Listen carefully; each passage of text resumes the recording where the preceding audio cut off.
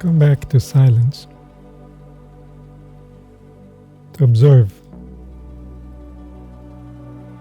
Realize your position.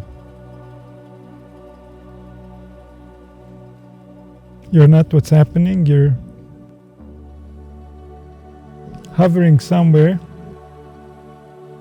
and becoming aware of a reality beneath you. So return to you and observe what happens. Observe what's happening in your body, what's happening in your organs. Come back to being just awareness. Being aware that you're the awareness that's observing. And allow your body to continue its process as you observe. The observer can react, or the observer can just observe. And as you observe, the body returns to silence, because it's all the reactions that are coming from the observer that keep creating the noise. As the observer is only observing, the noise starts to disappear.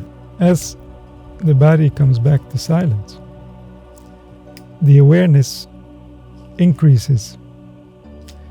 It's the same one that's aware that is spending the energy of everything that's happening in the body. So when the body is making a lot of noise, the one that's giving them the energy is less aware of himself, because it's all being spent on other activities. If the body comes back to silence, the awareness can increase, because now all that energy, all that life force that the body is generating is going towards awareness. So as you become aware that you are the awareness, you observe the body and all the reactions that are taking place. And as you get more absorbed in your awareness, the reactions become less and the awareness becomes more. Instead of being so invested in the body and arguing out whatever it is that was being argued, the awareness can come and see the nature of what's taking place.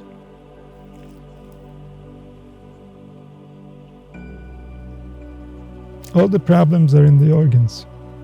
We don't have problems outside of our organs. If our organs wouldn't mind, then there would be no problems. But we have problems, we have programmings, we have ways of how we get triggered within the environment, because our organs are already programmed from a young age.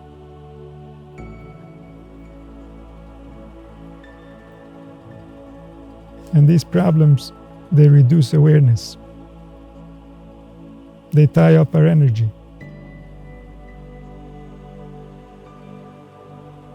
And so when we return to awareness, to bring the body to silence,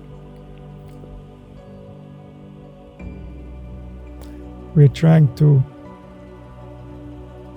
remove from the organs the baggage that they've been carrying. Because of all this baggage, we're not aware enough of the fact that we exist to rejoice.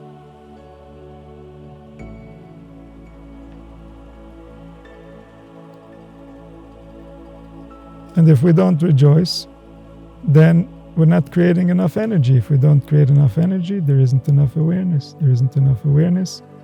The bodies carry baggage.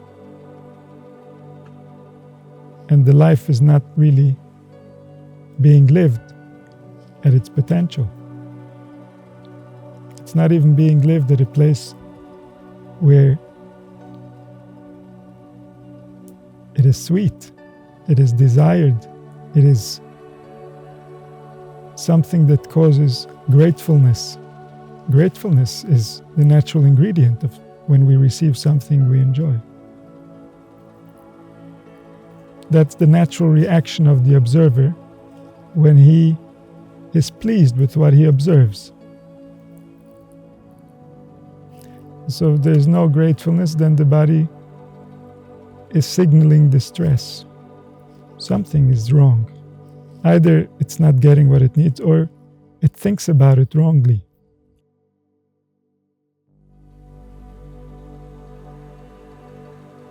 So when we come back to awareness, we are awakening something that's been there the entire time, but it's not been at its potential. It's not been operating at the right capacity, because it's been tied up in the organs in all kinds of conflicts, internal conflicts and external conflicts.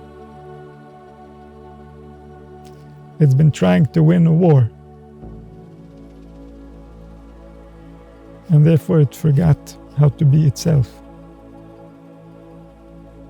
So we return to the silence, where the awareness learns from itself. The awareness remembers from within its own nature. This awareness, if it wasn't so busy with the body, it would know everything.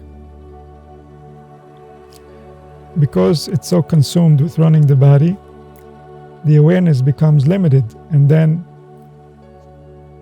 it only knows how to access the dimensions that it does consistently through the brain.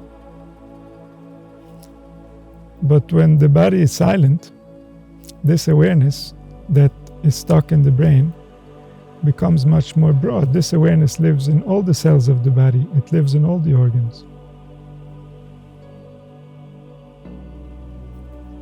When the body is silent, this awareness starts to increase.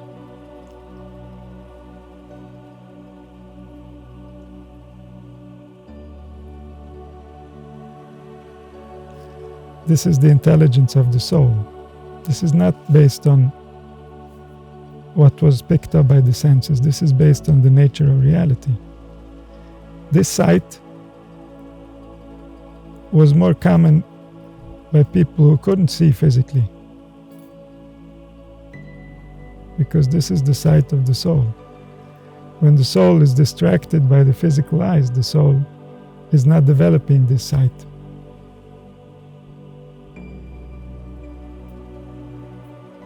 And then there's less awareness, because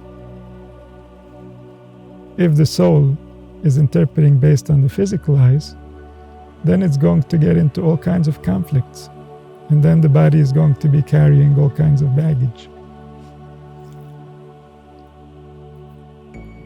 So if we try to please what's happening before our physical eyes, the body is going to carry all the attention, and the awareness is going to be minimized.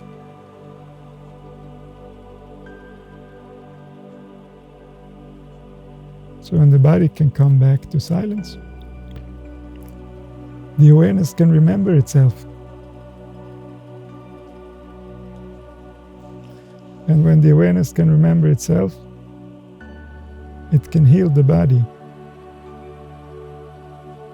The soul knows how to heal a body. When we think from the brain, we don't know how to heal a body. But the soul knows how to create a body and how to heal a body. If the awareness is there on the right level, then the soul will return everything to balance. If the awareness is busy in the body, then it runs based on the situation of the body, and the body continues whatever it is carrying. The soul, when it gets involved, the awareness, when it reaches a certain point, allows for things that previously were obstacles that couldn't be surpassed. Now we are allowed to easily surpass without any effort, because there's more soul, there's more awareness, there's more truth. And so this now causes a certain motivation. And based on the dimensions of the motivation versus the dimensions where there is the problem, the blockage, the baggage, the history, the trauma, wherever it might be, if we activate a dimension in the soul that's deeper than that, then we're free. That level of the soul can heal that.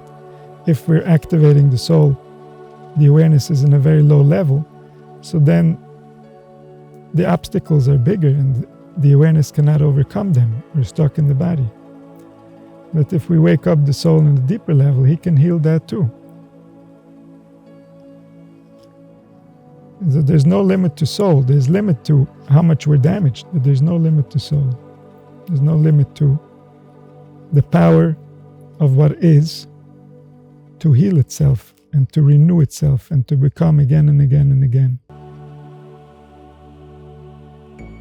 And this we see through the generations. We see that an old father creates a young, fresh child, and reality just renewed itself. There's a new one in the place of the previous one, new and fresh, with none of the damage.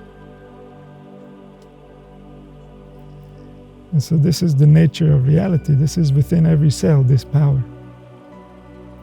This is within life, this potential. And we have life. We are life. And so we are this potential, showing its power.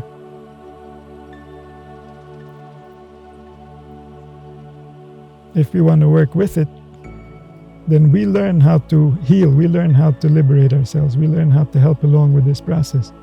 This is the process that we are. This is what he's proving with us. So we can work for him and prove it, or we can work against him and make it look like he's wrong.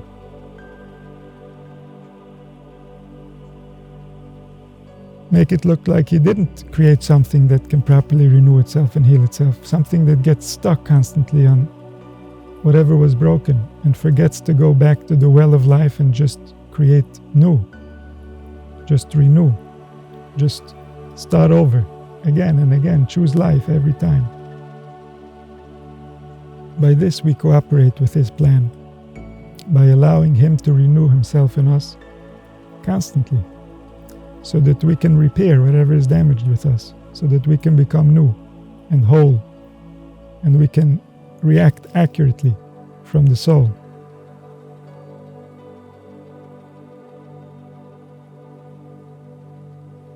And let the silence lead you back to your soul. Let your awareness step back and observe, and try to react as little as possible to whatever stimuli is being presented, whether it's from the external senses or from the internal sensations, thoughts, feelings. Just allow, don't react, so that you can get to a place that's more silent and you can be more aware of your own existence.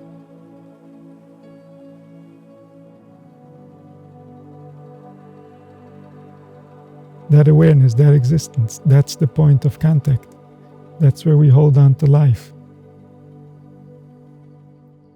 And so, make yourself strong in that place. Go back to that place.